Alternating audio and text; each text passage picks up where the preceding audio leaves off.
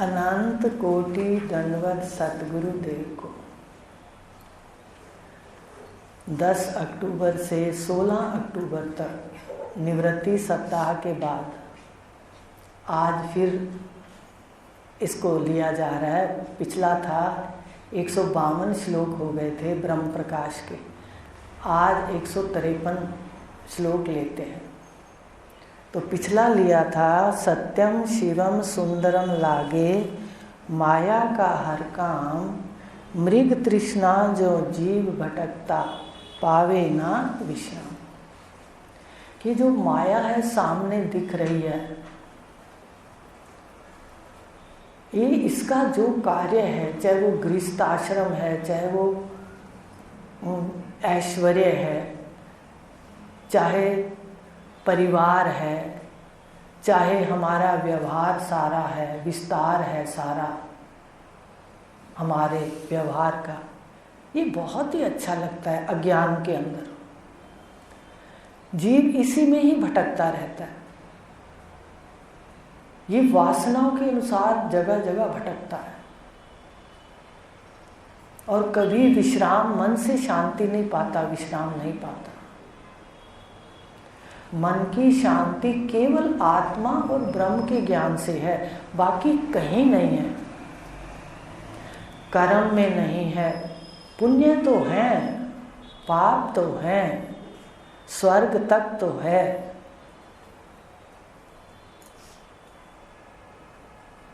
पर शांति नहीं है, मोक्ष नहीं है। जितने मन के विकार हैं उनसे मुक्ति नहीं है। तो माया का जितना कार्य है ये सत्यम शिवम और सुंदरम लगता है, सच्चा लगता है, ज्ञान वाला लगता है, प्यारा लगता है, और ये जीव वासना में भटकता रहता है। आपको एक बात बता दें कि जो आपको निरीक्षण बताया था कि मन का निरीक्षण करो, बाहर से ज्ञान सुनते हो, अंदर मन का निरीक्षण करो।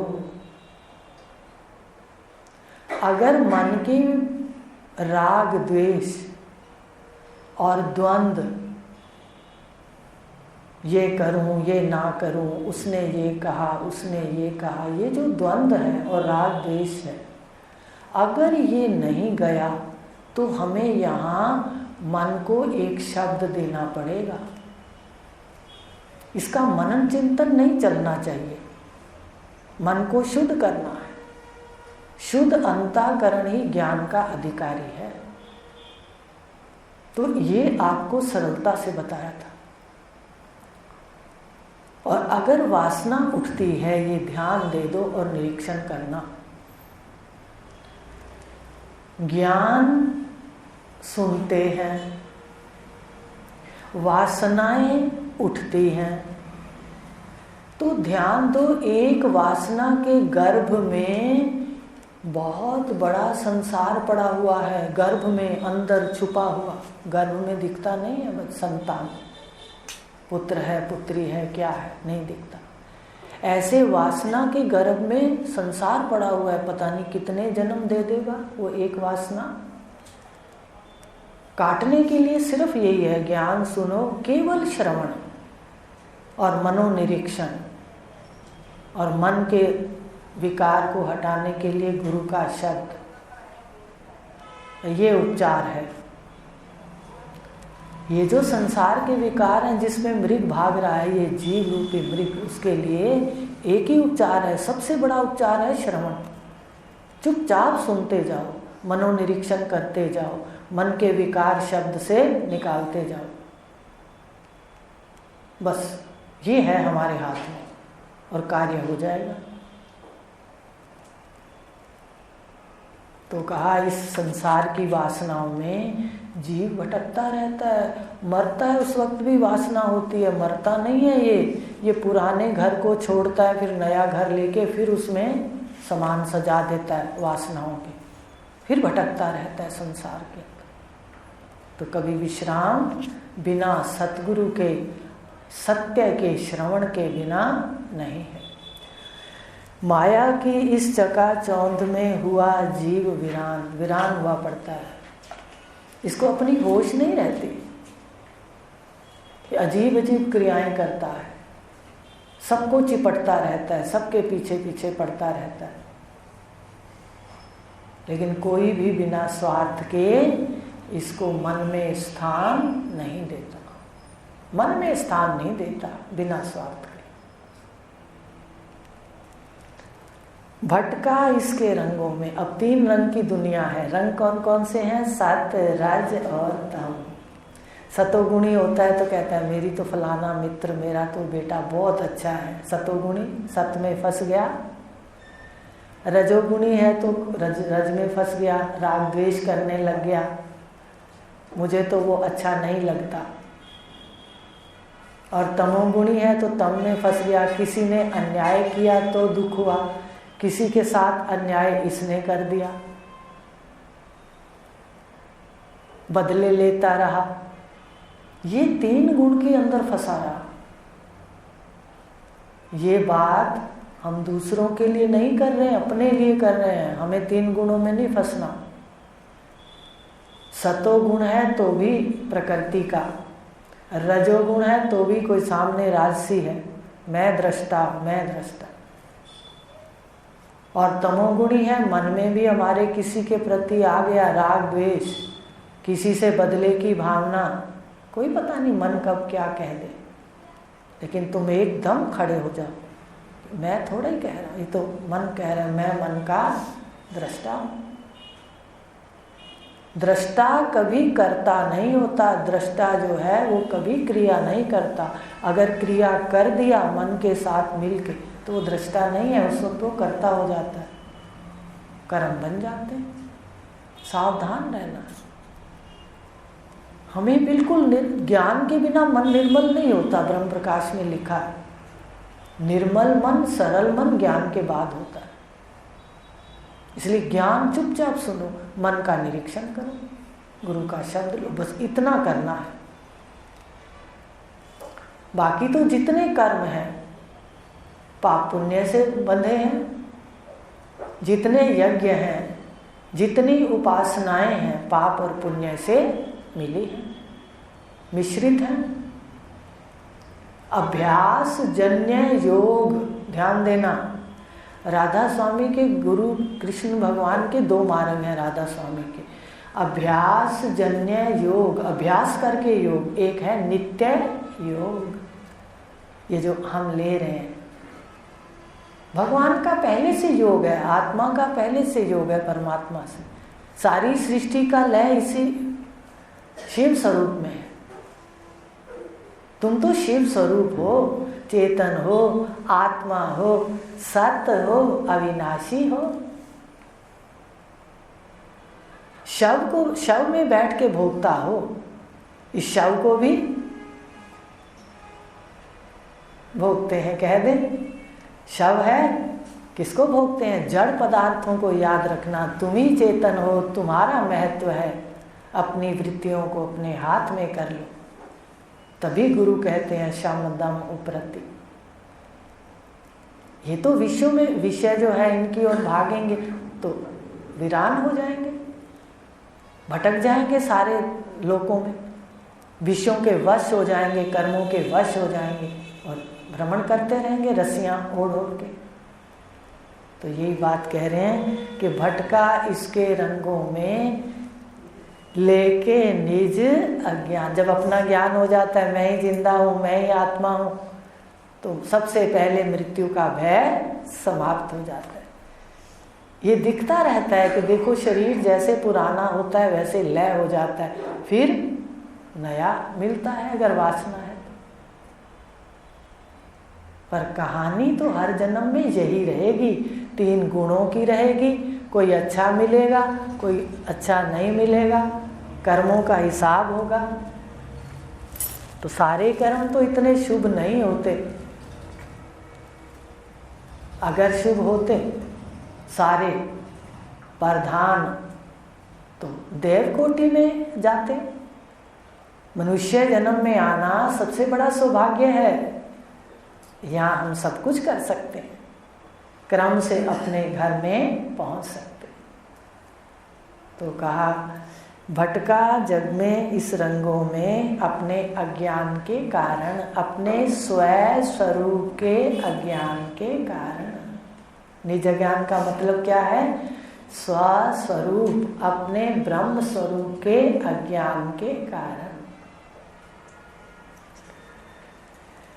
इसलिए जो बुद्धि गुरुदेव देते हैं, पहले जो हमारे पास बुद्धि है उसको बुद्धि कहा जाता है। ज्ञान के बाद कहा जाता है निज बुद्धि, माने वो बुद्धि जो अपने स्वरूप को जानती है, उसका नाम होता है निज बुद्धि। निज बुद्धि भी कहते हैं। अज्ञान, अज्ञान से अंतःकरण में 154 श्लोक। छाए मल विक्षेप बहुरंगों में भ्रमित हो गया, देख सका ना एक। जब इसके अंतःकरण में, बुद्धि में अपने स्वरूप का अज्ञान है, अपने सत्य स्वरूप का ज्ञान, झूठे स्वरूप को तो बड़े इतनी कट्टरता से जानते हैं कि कितनी बार समझ आ जाता है कि मैं देह नहीं हूँ, मैं साक्षी हूँ, मैं आत्मा हूँ, सभी सुनाते हैं। पर व्यवहार में इसको पकड़ के यहीं बैठे रहते हैं। मनन किया करो।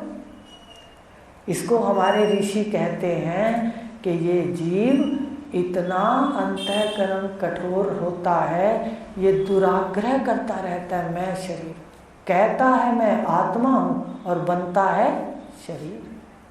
इतनी कट्टरता से, इतनी दृढ़ता से पकड़ा हुआ। तो ये जो स्वरूप का ज्ञान है, इसके कारण अंतःकरण में मल छा जाता है। अज्ञान का होता है आवरण। अज्ञान अपने आत्म स्वरूप को ढक लेता है। आत्म स्वरूप ढकने से शरीर बन जाते हैं और अंतःकरण में राग, द्वेष, काम, क्रोध, सारी बुराइयां, ये मल है। ये मल आ जाता है अंतःकरण, मलिनता आ जाती है। किसी के प्रति कोई भाव, किसी के प्रति कोई भाव। भगवान ने तो गीता के अंदर शुभ कर्मों, शुभ बातों को भी मल में रख दिया। पड़ा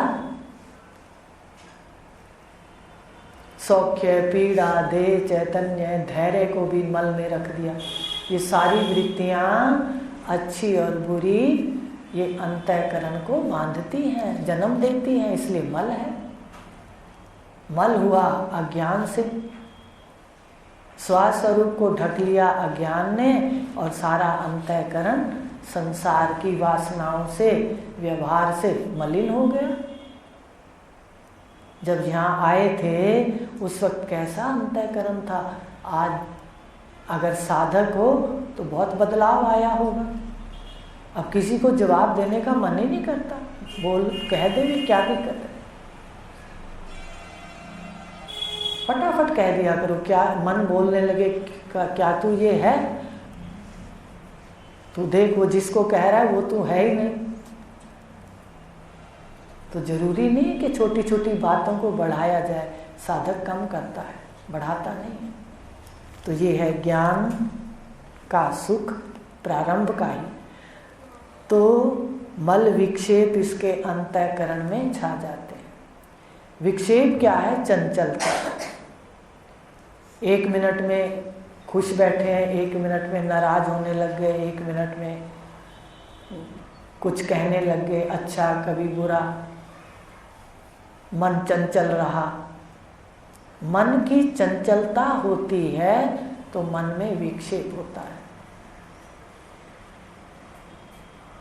मन उथल पुथल में रहता है। क्यों होता है? मल होता है, मल छाया रहता है। मल माने विकार, मन के विकार, आदि जिसको कहा। मन के विकार आदि हैं, अज्ञान से जाएंगे, और तन के विकार व्याधि हैं। ये प्रारब्ध का निश्चय करके डॉक्टर के पास जाना पड़ेगा। ये प्रारब्ध से हैं, व्याधियां प्रारब्ध से हैं और मन के रोग अज्ञान से हैं। तो मन विक्षेप करेगा, मल के कारण, अज्ञान के कारण विक्षिप्त रहता है वो व्यक्ति।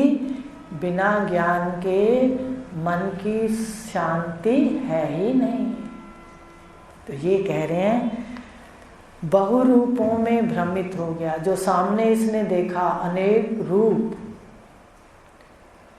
मिट्टी के अनेक बर्तन, सोने के अनेक आभूषण। हम कहते हैं कि कानों के कुंडल है, कुंडल कुंडल कुंडल, कितने सुनार की दुकान पर उसके डिजाइन है। अंगूठी अंगूठी, कितनी अंगूठियों के डिजाइन है, कितनी चूड़ियों के डिजाइन है, कितने हार के डिजाइन है। और हम किसमें भ्रमित हो जाते हैं? सुनार की दुकान पे वो देखने में कहते और दिखा दो, ये दिखा दो, वो दिखा दो। ऐसे ही जीव ये अनेक रूपों में ये भ्रमित हो गया कि ये सत्य है, ये मुझे सुख देते हैं। इन सब उपाधियों में एक चेतन सत्ता कैवल्य है। ये सारी उपाधियां शव हैं, बैठा इसमें शिव है। अगर उस शिव को शिवो अहम के रूप में देख लो, कैवल्यो अहम के रूप में देख लो, मात्रो अहम के रूप में देख लो, तो काम बन जाता है। शिव शिव ना रहे, शिवो अहम हो जाए, ऐसा ज्ञान, ऐसा साक्षात हो। तो बहुरूपों में भ्रमित हो गया, देख सका ना एक, एक को ना देख सका, तो बहुरूपों में भ्रम में आ गया और ये भटकने लग गया। अगर एक को देख लेता तो आता कि सारा सोना ही है, सोना ही है। सुनार की दुकान पे, कुम्हार की दुकान पे मिट्टी ही है, मिट्टी ही है, मिट्टी ही। और ईश्वर की दुकान पे शव 8 का है, 8 का है, माया का है, माया का है। और मायापति शिव है। प्रकृति के स्वामी शिव है, राधा के स्वामी कृष्ण है, सीता के स्वामी राम है। ये प्रकृति और पुरुष दोनों का नाम है। रामचरितमानस के अंदर भगवान राम के लिए कहा गया, तुलसीदास जी ने कहा, लिखा, सिया राम मैं सब जग जानी। सारे जगत में जानो, सिया भी हर कण कण में और राम भी कण कण। सिया और राम प्रत्येक कण, प्रत्येक स्थान पर कुटस्थ है। माया भी तो सर्वत्र है, अष्टधा प्रकृति भी तो सर्वत्र है। कोई जगह ऐसे है जहां पर ये मैं उछल कूद कर रही हो, शरीर ना हो। माया, माया का शरीर, कहीं ऐसा हमने देखा आज तक कि माया के शरीर बिना चेतन के उछल कूद कर रहे? माया सर्वत्र और चेतन सर्वत्र। तो सारा ब्रह्मांड क्या हो गया? माया सहित चेतन, स्वभाव सहित चेतन। तो ये एक को ना जाना तो भटक गया। माया शरीर में भी एक है, देखो सबके शरीर एक से बने हैं। जैसे होता है ना, एक कपड़ा बना के थान, उसमें से तकिए बना लो, कुर्ते पजामे बना लो, सूट बना लो, पर है सूत। ऐसे ही उद्भिज खानी, स्वेदज खानी, अंडज खानी, जरायुज खानी, ये तरह तरह के आकार मनुष्यों के है क्या? चेतन ही चेतन, सर्वत्र चेतन है। देखो भोगने वाला चेतन है और भोग्या जा रहा है जो, वो जड़ है। जड़ है तभी बता दिया दो ही है। तो इस प्रकार कहा, बहुरूपों में भ्रमित हो गया, देख सका ना एक। ये 154 श्लोक हो गए। अब 155 ले लेते हैं, इसको कल लेंगे। विषय चाह में सब दुख पाए। एक को ना देखा तो क्या हो गया, इसने तरह तरह के विषय देखे। अगर एक देखता तो फिर देखता कि सारे रंग किसके हैं, सब विषयों के सुख जो हैं वो केवल मुझसे हैं, आत्मा से। कोका कोला, थम्स अप, शिकंजी, शरबत, चाय, दूध के बिना, पानी के बिना नहीं बन सकते। ऐसे जो अहम है, अहम आत्मा, अहम चेतन, ये तरह तरह के कपड़े पहन के बैठे। ये मिलता नहीं पर कहते हैं मिला हुआ चेतन, मिला हुआ चेतन। इतनी सी बात है बस। तो कहा कि ये जो इसने एक को ना देखा तो विषयों की अनेकता में उलझ गया। विषय चाह में सब दुख पाए। अभी कल लेंगे कि कौन सा विषय दिखाएंगे, कि एक एक विषय को देख लो। जाते तो हैं, चाह तो करते हैं विषयों की, चाह करते हैं पर चाह हंसती है कि आओ आओ आओ, जल्दी से फंस जाओ, क्योंकि चाह क्या लेके बैठी है, आहा लेके बैठी है। हम पढ़ते नहीं ना, उसको देखते नहीं ध्यान से, और जानकार देख लेता है। तो कहा विषय चाह में सब दुख पाए और यहीं पर ही जन्मों जन्म गवाए।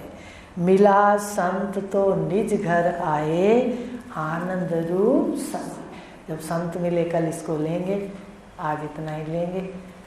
ओम पूर्णमदा